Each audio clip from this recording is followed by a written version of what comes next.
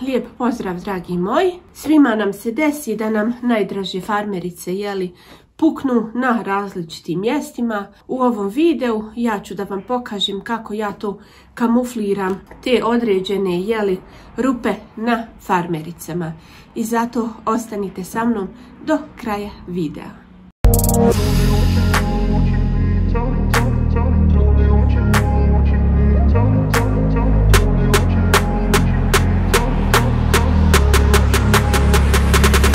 I kao što sam već spomenula, svima nam se desi da nam najdraže hlače puknu na nekim raznoraznim mjestima.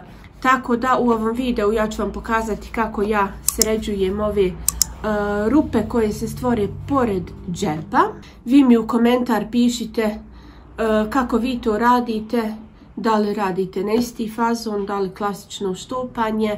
Znači što se tiče farmerica, stvarno ovdje ima, da kažem, dosta posla. Zna se desiti da odu u džepovine, zna se desiti da popucaju ovdje naprijed, popucaju između nogu, popucaju ovdje pored džepova. Nažalost, ovaj elastin koji je jako ugodan za nošenje, on jednostavno ne može da trpi i brzo popuca.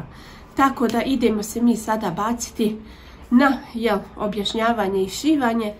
Ovaj ovdje dio je uredan, ali pored džepa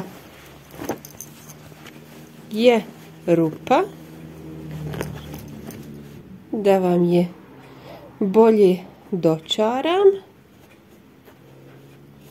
Znači imamo jedne hlače i imamo naravno još jedne koje su isto tako u redu, ali problem pored džepa. I danas ću vam pokazati kako da ovaj dio sanirate. Ovdje nam je rupa. Imamo komad ovog najobičnijeg tankog papirnog flizelina, cintelina. Kako vam je drago. Evo ja ću podebljati.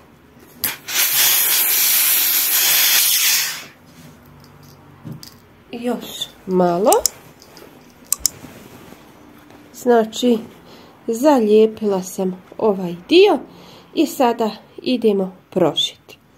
Znači kao što sam već ranije u štopanju rekla, pokušajte naći ovaj konac koji je najpribližniji džinsu, jer je stvarno odličan za ovakve popravke.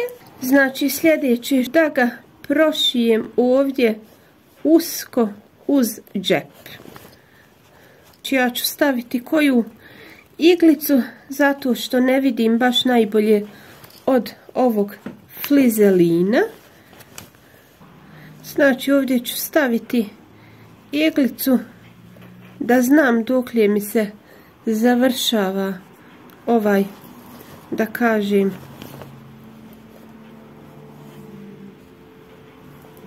rupa. Znači sljedeće jeste smanjit ću ubod na 2.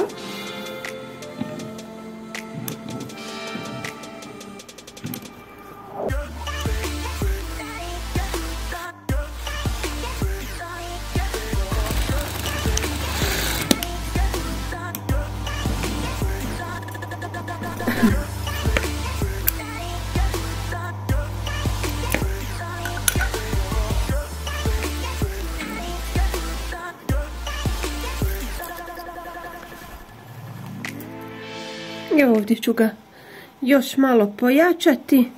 Ovaj gornji dio je dobar. I ovaj donji dio trebam još malo da pojačam uz džep.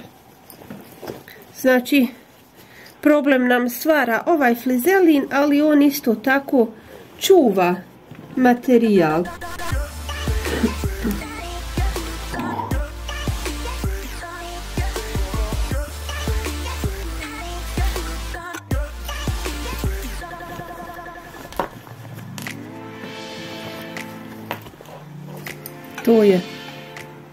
To je to, znači ovdje smo ga malo uhvatili uz džep,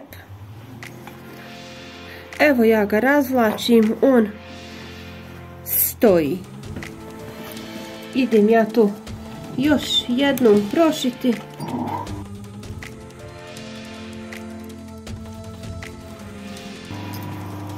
Znači i kad prošivamo, malo štupamo, ali po istom šavu da učvrstimo. Što bolje.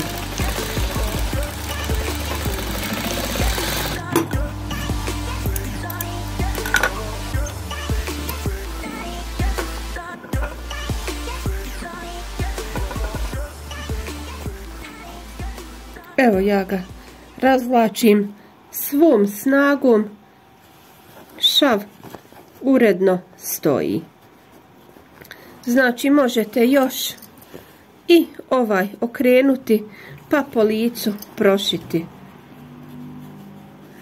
Da ga, da vam kažem, još bolje učvrstite.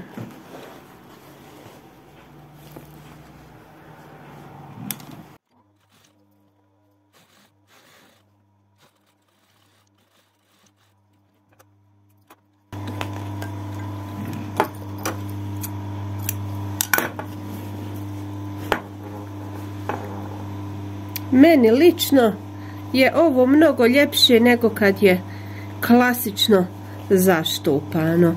A opet u drugu ruku, evo ja ga razvlačim svom snagom, stoji, ne mrda.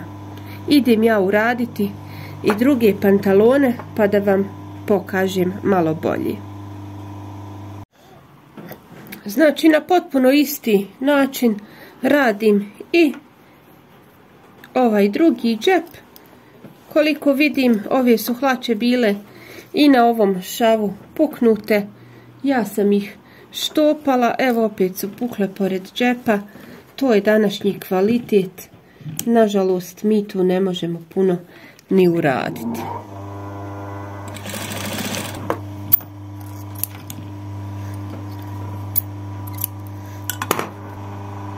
Idem ja to još jednom proći. I ovdje, pošto su se malo izlizale, ove ću malo uštopati ovdje. Znači ne samo jednom, nego komotno 2-3 puta.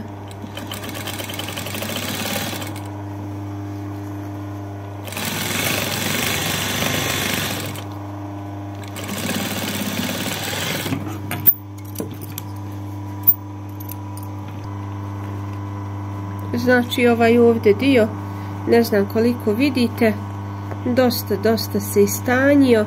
Njega ćemo malo zaštopati.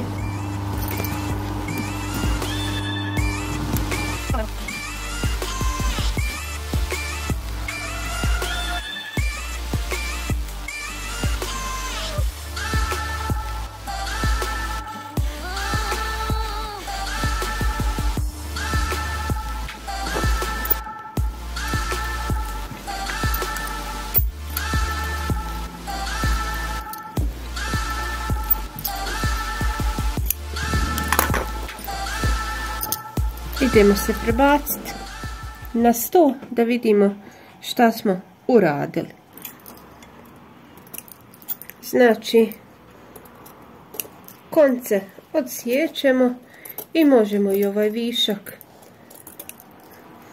klizelina, poslužio je svrsi. Evo kao što vidite, znači rupa je završena.